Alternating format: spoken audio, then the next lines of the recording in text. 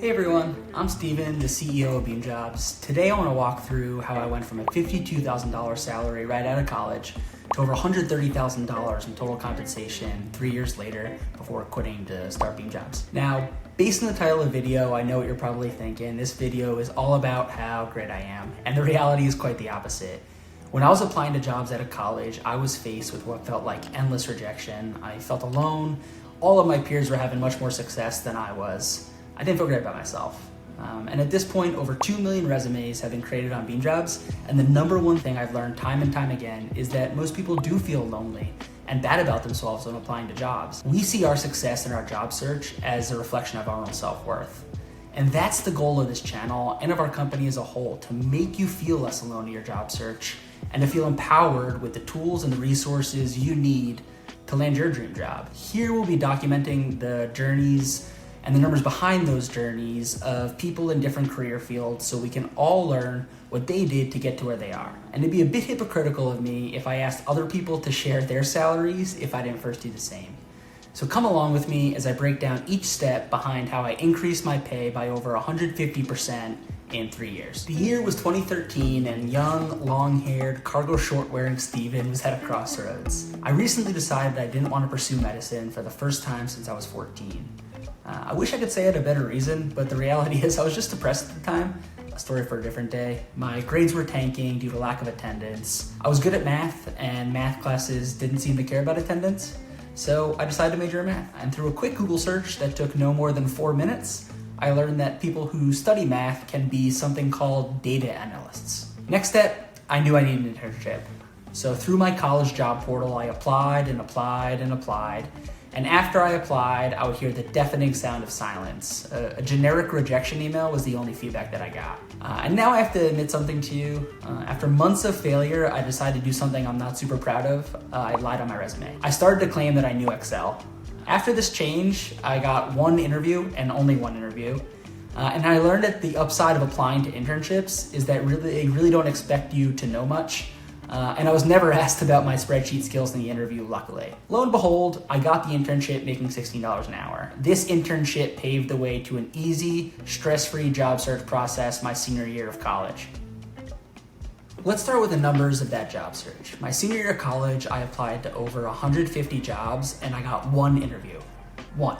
For my fellow math nerds at home, that's not good. To date, over 2 million resumes have been created on BeamJobs, and I now know why it's the case I had no success. And my resume wasn't good, but we'll dive into that more in my next video. That one interview, it was at Geico. That's right, the insurance company. And like every little boy and girl, my lifelong dream was to work at a national insurance company. Snark aside, the email asking me for an interview was the single best email I've ever gotten. I prepared for the interview like my life was on the line. And at that time, I thought the way you prepared for an interview was to memorize every fact about the company that you possibly could. So for those of you wondering at home, Geico was founded in 1936 in Fort Worth, Texas. I also prepared for every ridiculous brain teaser they might throw my way. That one did pay off. They actually asked me how many marshmallows could fit on a 747 airplane. Months later, I found out I got the job. On that phone call where my future boss made an offer, she couldn't even finish the number before I said I accept. Yeah, that's right, I was a proper negotiation expert. Now it was welcome to the real world. On day one of working at Geico, I realized that corporate insurance life was not the life for me. No shame in the game, but the people who I had worked with were people who had been on the same teams doing sort of the same things for 20 plus years. Staring down the barrel of doing that for 40 more years terrified me to my core. So my mindset immediately shifted from how do I grow at this company to how do I position myself to maximize my income in my next job? The answer to both those questions is luckily largely the same. So I talked to my boss to understand how they decided who got promotions. At large companies like Geico, it was mostly a function of your tenure, how long you've been at the company.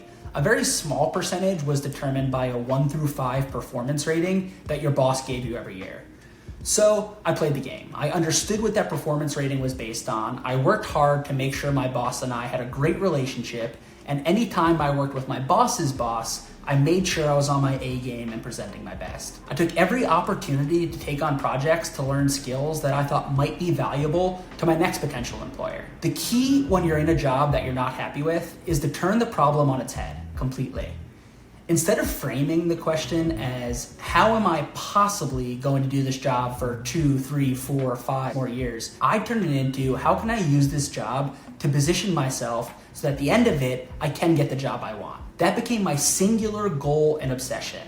So I switched teams, I worked on high profile projects, and was finally ready to make my next move after 2 years at Geico. 2 promotions in and a salary jump from $52,000 to $75,000. While I was working at Geico, my identical twin brother, now co-founder of BeamJobs, was working at Google.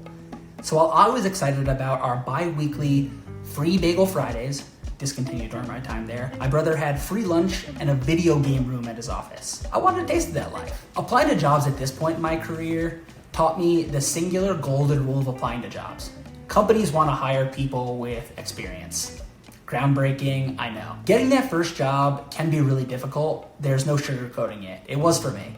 But once you have that first job, the second, the third, the fourth, they become so much easier if you're telling your story in the right way. You have to sell yourself. After applying for about 6 weeks, I had 5 interview offers at this point. Those 5 job interview offers turned into 2 full-time offers from companies called Chegg and Wise, at that time known as TransferWise. Wise gave me their first offer and it was for $82,000. Now, I have learned my lesson from my time at Chegg. I did not accept that offer immediately on the phone. I let it sit. I just told them I needed some time to think about it, a totally acceptable answer.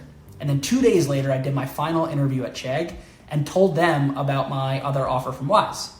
Within 1 day of that final interview, they offered me the job for $90,000. This is where I learned the second golden rule of applying to jobs. Even companies have FOMO. If you can put yourself in a position to get multiple offers, you will drastically increase your compensation. When I was offered $90,000, again, I wanted to pull a college Steven and just accept right away. Fight that impulse, buy yourself time. But I played it cool, said I had to think about it.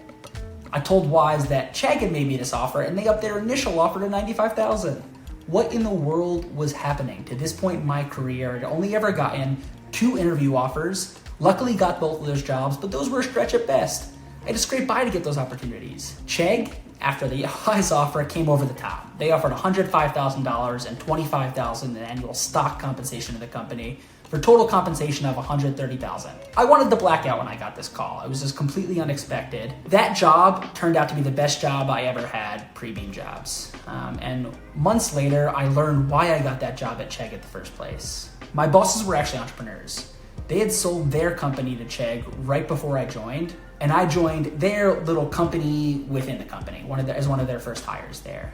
In the interview, they asked me a very standard question of where do I see myself in the next 5 years? All, and that's not an exaggeration, all of the interview prep I read said, if you want to start a company, do not say that in an interview.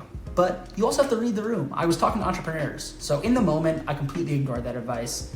I told them my goal was to start my own software company, and they liked sort of the chutzpah ownership of that answer. The lesson here is that so much of how you grow professionally and how much you grow your compensation is in how you sell yourself and how you present yourself. You look for a job likely once every few years, but switching jobs is the single biggest way to increase your compensation. Your success during your job search has an outsized impact in your overall career earnings. So promise me this. Don't be humble on your resume. Don't be humble in your job interviews. Do yourself that favor. No one else is going to sell yourself for you. You have to do that job. And it really does have a massive impact on your career. You got this. And if you ever want some help, check out BeamJobs or just keep watching these videos.